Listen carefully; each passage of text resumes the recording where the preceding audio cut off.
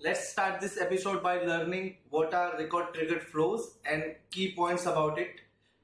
For the sake of easiness, I have created some bullet points to highlight the keynotes about the record triggered flows.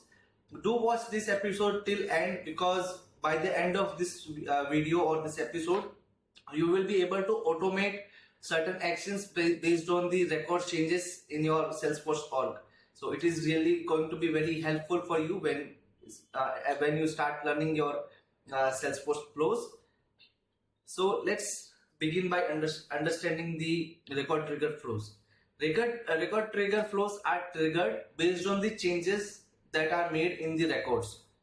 And when I say changes, I mean whenever we update, insert or delete any of the record, in order to take care of those actions, we can configure the record triggered flows. As the definition suggests, record triggered flows are triggered by changes to the Salesforce records. They can run before or after a record is created, modified, or like updated or deleted, for automating some certain actions for specific situations.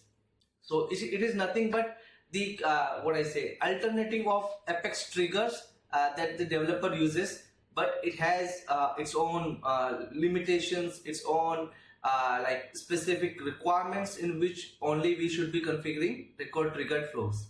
So I hope you have understood the basic overview of record triggered flows, and now let's move on to creating one sample record triggered flow for the sample purpose, so that you understand and you can see this in action.